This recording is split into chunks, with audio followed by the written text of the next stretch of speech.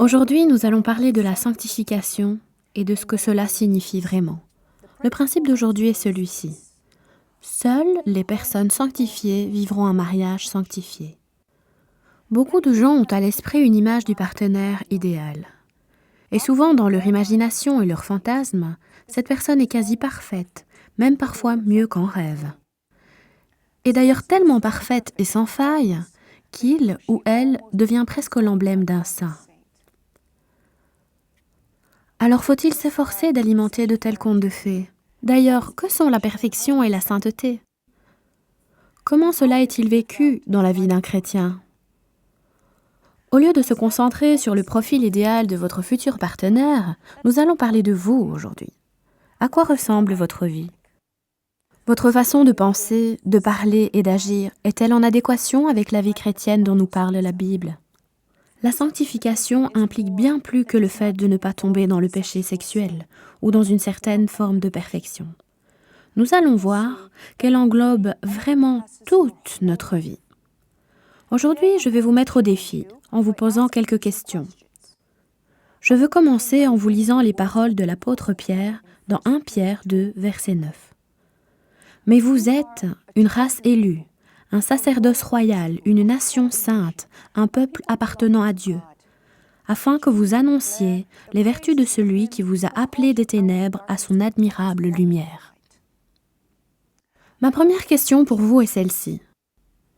Vivez-vous une vie pleinement sainte? Une vie sainte est une vie consacrée, mise à part pour Dieu, dans le but d'offrir un service saint. Puisque la Bible nous dit dans 1 Corinthiens 1, verset 30, que nous avons été sanctifiés dans le Christ, il est évident que nous devons exprimer la sanctification dans nos vies. Dans 1 Pierre 1, verset 15, nous lisons « Mais tout comme celui qui vous a appelé est saint, vous aussi soyez saints dans toute votre conduite, dans tout ce que vous faites, pas seulement dans certaines choses. » Cela semble un peu radical, n'est-ce pas? Mais comprenez que vous ne pouvez pas faire cela par vos propres forces.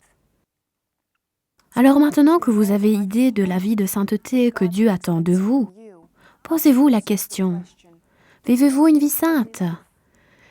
Et j'insiste vraiment, soyez honnête quand vous répondez à cette question, car votre avenir en dépend.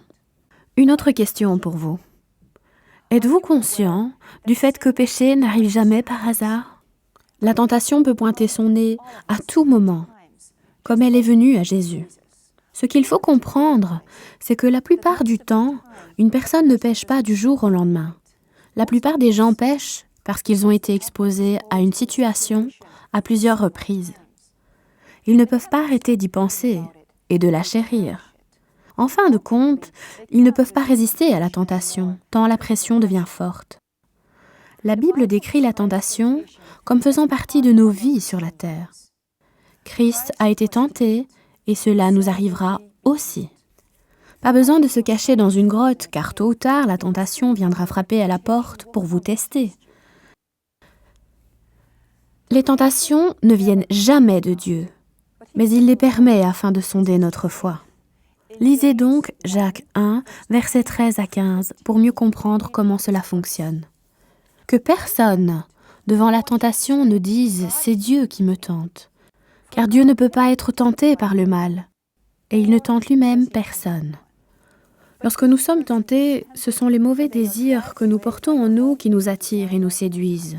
Puis, le mauvais désir conçoit et donne naissance au péché.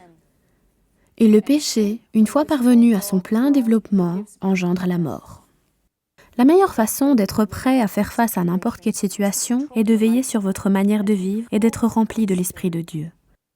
Le livre des Proverbes nous pousse à acquérir la sagesse divine parce qu'elle peut nous sauver du péché et des erreurs dans nos vies. Lire davantage sur la sainteté dans la Bible vous aidera à vraiment développer un amour pour la sainteté. Permettez-moi de vous poser une autre question. Jouez-vous avec le feu en faisant des compromis? Faire des compromis, c'est entreprendre des choses que vous savez que Dieu n'approuve pas.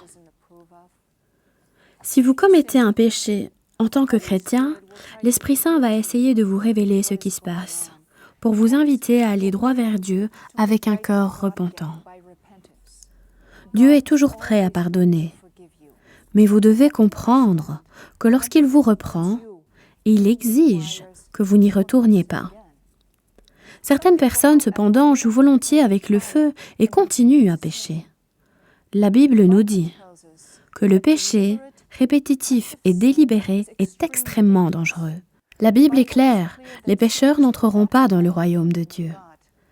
La Bible nous enseigne également dans les premiers livres de Jean, chapitre 3, verset 9, que celui qui est né de Dieu ne s'adonne pas au péché, car la vie qui vient de Dieu a été implantée en lui et demeure en lui. Il ne peut pas continuer à pécher puisqu'il est né de Dieu. Et voici ma question suivante.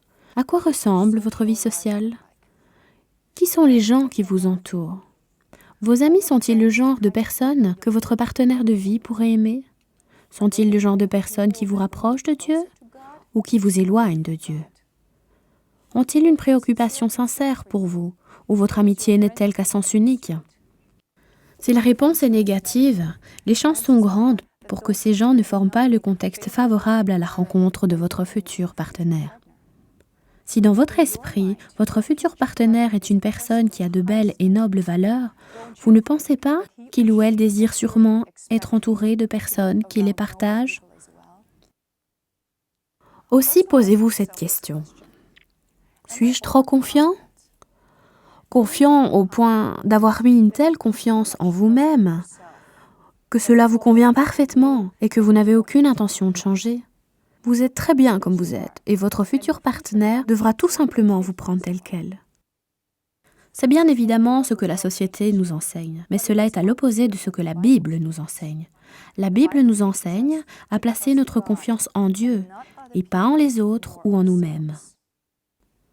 Comprenez-moi bien, l'enfant de Dieu qui est confiant en son Père est bien différent de celui qui s'appuie sur son raisonnement et sa propre sagesse. Il y a toujours de la marge pour la croissance et l'amélioration. Soyez humble et ouvert à Dieu. Laissez-le vous aider à puiser dans le meilleur de vous-même. Voici une autre question que je voudrais vous poser. À quoi ressemble votre environnement? Quelles sont les situations et les gens qui vous entourent? Je ne vous parle pas ici de vos amis proches, mais plutôt des situations qui pourraient avoir un impact négatif sur votre croissance et votre liberté en Christ. Votre environnement a-t-il une influence positive sur vous ou plutôt négative? Êtes-vous dans un lieu ou une situation qui tout simplement vous épuise émotionnellement et spirituellement? Alors, demandez à Dieu de vous révéler l'environnement qui vous convient. Le Saint-Esprit peut vous guider vers un contexte où vous pouvez grandir et apprendre à être fécond. Imaginez un arbre. Il a besoin d'un contexte équilibré, d'un sol riche et nourrissant si vous voulez qu'il se développe et porte de beaux fruits. De la même manière, vous avez besoin des bons éléments pour vous nourrir spirituellement. Si vous vous rendez compte que votre environnement n'est pas positif pour votre croissance en Dieu, je vous encourage à chercher le Seigneur dans la prière, afin de comprendre les ajustements à faire dans votre vie.